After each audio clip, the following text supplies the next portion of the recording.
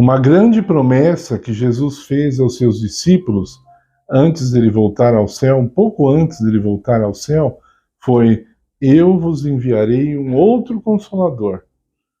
Ele vai me substituir. Em outras palavras, foi isso que ele quis dizer. Vocês não vão ficar órfãos. E quando ele vier, o Espírito Santo, quando ele vier, ele vos convencerá do pecado, da justiça e do juízo. Nós vamos gravar 3 vídeos sobre esse assunto. O primeiro vídeo, que é esse, vamos falar sobre convencer do pecado. Essa é a primeira obra do Espírito Santo na nossa vida. E se nós não passarmos dessa fase, não faz sentido ele começar outra fase. Seria mais ou menos assim: nós vamos tentar fazer a fundação de um prédio. Então depois, se não der para acabar, a gente já começa a fazer a parte de cima, o último andar. Tá entendendo? Você pode falar: mas isso é ridículo. Mas é ridículo exatamente essa palavra, achar que o Espírito Santo pode fazer mais em nossa vida se ele não consegue fazer nem o começo. Então, a primeira obra dele, existe uma ordem. Deus é um Deus de ordem. A primeira parte do trabalho do Espírito é nos convencer do pecado. E o que é pecado? João define pecado assim. Primeira carta de João, o capítulo 3, ele diz assim: toda transgressão é transgressão da lei de Deus. Ele fala assim: pecado é a transgressão da lei de Deus. E eu vou colocar aqui no rodapé para você acompanhar o texto. Então, quando nós pecamos, nós estamos transgredindo a lei de Deus. Os 10 mandamentos, quando bem entendidos, eles cobrem tudo que é pecado. Em outras palavras, qualquer pecado que nós cometemos é um dos 10 mandamentos. Ele é uma lei completa. Os 10 mandamentos é uma lei completa. Então, qualquer pecado que o ser humano fizer, ele estará quebrando um dos 10 mandamentos. E por isso que João disse: quem quebra a lei comete iniquidade. E pecado é a transgressão da lei. Existem outros textos semelhantes. Lógico que o nosso vídeo é curto para citarmos todos os outros, mas com o tempo, em outros vídeos, nós vamos citar outros textos que tratam desse assunto. Então, o Espírito Santo vem à nossa mente, nossa consciência, e nos fala: olha, isso que você está praticando é pecado. O pecado, em outras palavras, ele é o oposto do amor de Deus, do amor divino, do amor que está de acordo com a vontade de Deus, porque a pessoa pode ter amor por um vício, e isso não vem de Deus. Não, eu amo. Não, isso não é amor. É uma palavra que nós damos para amor, mas isso não é amor. Isso é uma paixão cega, etc. Nós estamos falando aqui do verdadeiro amor, o amor que vem de Deus, o amor puro. Então, a lei de Deus é uma lei de amor. Tudo que transgride essa lei de amor é pecado. Então, o pecado, na verdade, é o oposto, né, disso. Eu gosto desse exemplo. A palavra pecado em grego, uma delas, né, é harmatia.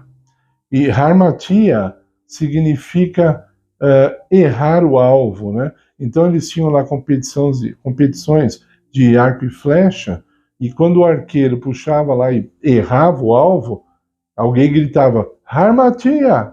Errou o alvo. Pecado é errar o alvo. O alvo designado, determinado por Deus. Então, voltando à palavra, o Espírito Santo vem à nossa mente e diz assim: isso é pecado. Parece bem simples, né?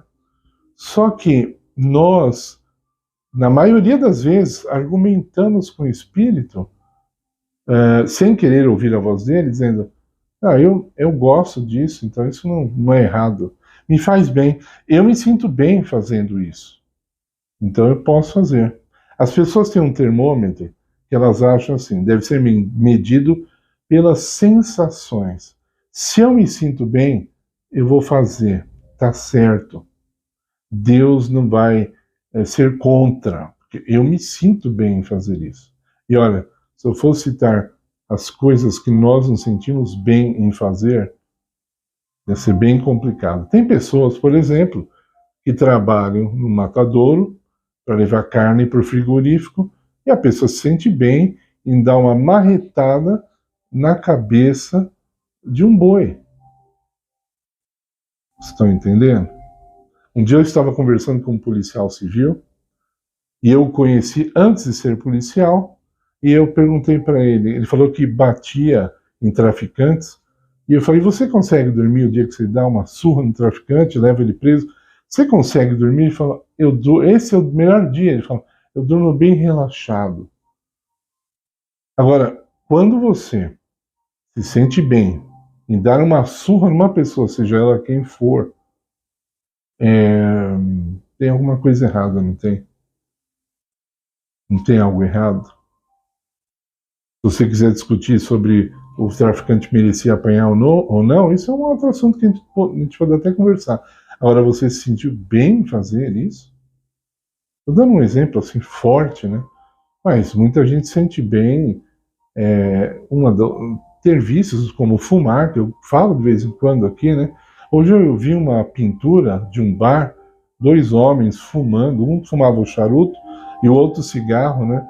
E eu fiquei olhando de novo, né, para aquilo e pensando no assunto mais uma vez. Tem um vício mais besta do que esse, você ficar fazendo fumacinha? Acho que era melhor a pessoa fazer bolinha de sabão, né? Levava um copinho com sabão no bar lá e ficar soprando, né? É mais bonitinho, né? Mais limpo, fede muito menos, aliás, é até cheiroso, né?